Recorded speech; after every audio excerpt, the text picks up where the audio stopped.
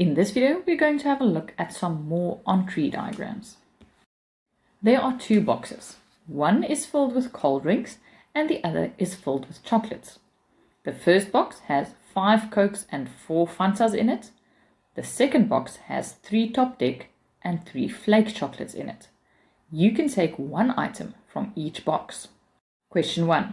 Represent the possible combinations of cold drink and chocolate that you can choose in a tree diagram. In this example, our first event is choosing a cold drink, and you can choose between Coke and Fanta.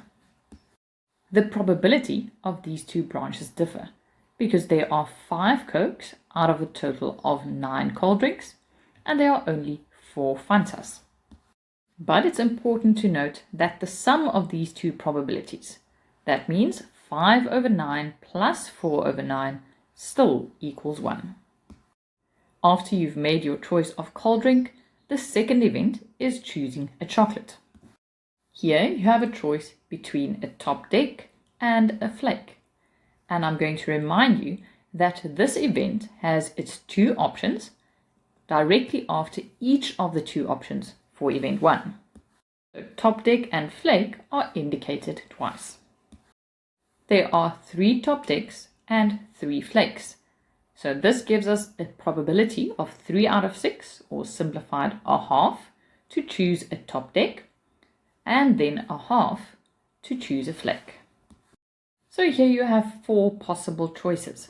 Firstly, a Coke and a Top Deck, or a Coke and a Flake. Next, you can choose a Fanta and a Top Deck, or a Fanta and a Flake.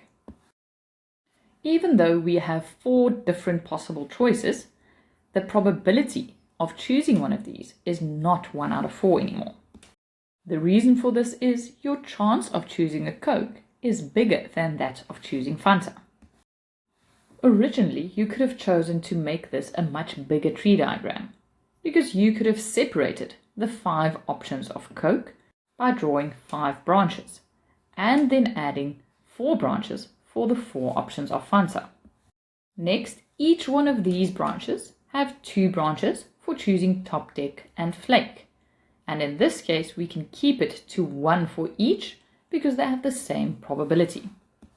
Focusing on this tree diagram, we can indicate all the possibilities for choosing Coke and Top Deck and see that that is 5 out of the 18 options. Luckily, we don't have to draw this. We can use our original, simpler tree diagram. If we follow the route for choosing a Coke and then a Top Deck in our original tree diagram and multiply these probabilities with each other, we will have 5 over 9 multiplied by a half, and that also gives us 5 over 18. Question 2. Determine the probability that you will choose a Fanta and a Flake. To determine this probability, we are simply going to multiply the probabilities all along that route, and that is 4 over 9 times a half, so this probability is 4 out of 18. So in this example, we saw that when the probabilities of the 2 branches differ, we need to multiply the probabilities of our route to determine the probability of that outcome. But in the previous video, we saw that if the probabilities are the same right through, we can simply focus on the outcome we want and divide it by the total number of outcomes.